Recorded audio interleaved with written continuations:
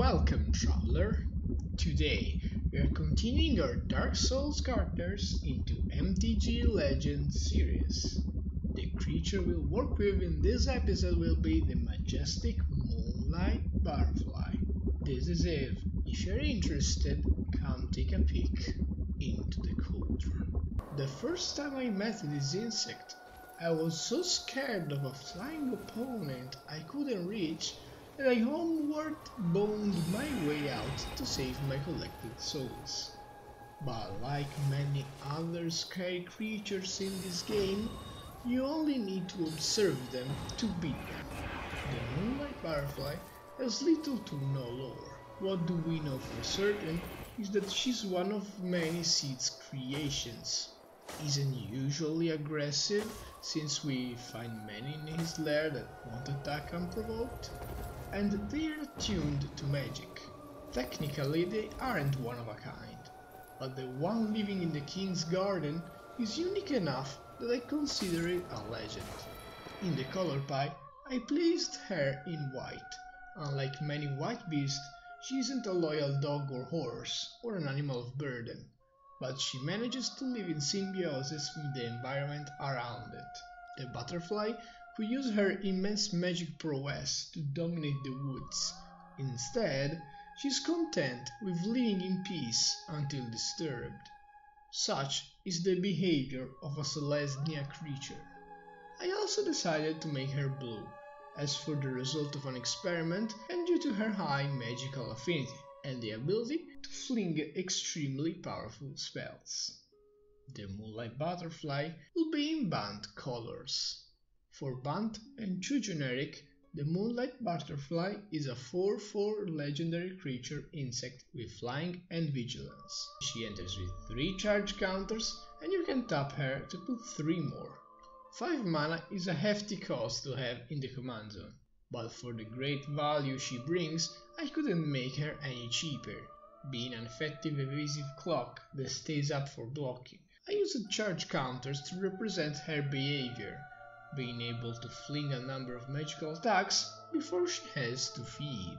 She can spend one of her charge counters to deal 4 damage to target attacking or blocking creatures. This is to represent the fact that she won't blast creatures unprovoked. You can remove 2 charge counters to make instant and sorcery spells you cast cost 2 less to cast until end of turn. This ability represents her high attunement to magic, allowing you to cast powerful spells on the cheap. And her last ability, costing 3 counters, will let you untap all basic lands you control. This last and powerful ability represents her ability to live in symbiosis with nature, giving you the opportunity to get the most out of your basics. The Moonlight Butterfly will lead decks that look to control the board and gain advantage with spells while slowly chipping away at your opponents.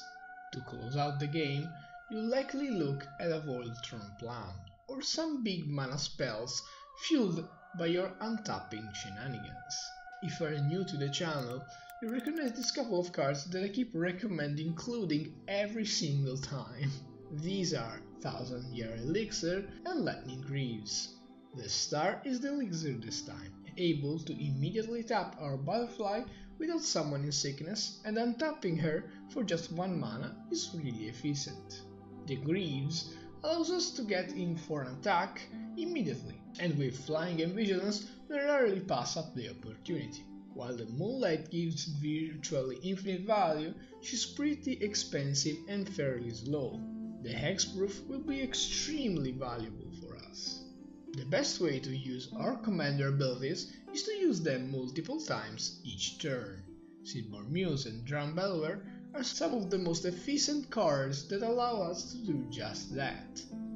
Mystic Confluence and Irenicus Vile Duplication are great mid-rangey spells that will love Moonlight's second ability to be cast at more affordable costs.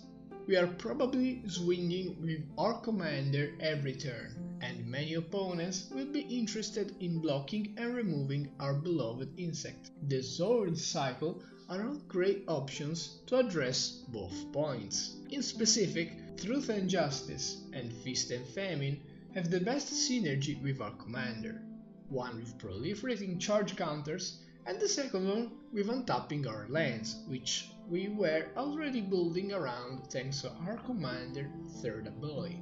Some of the best cards to close out the game with our strategy are the Finest Hour and Finale of Devastation.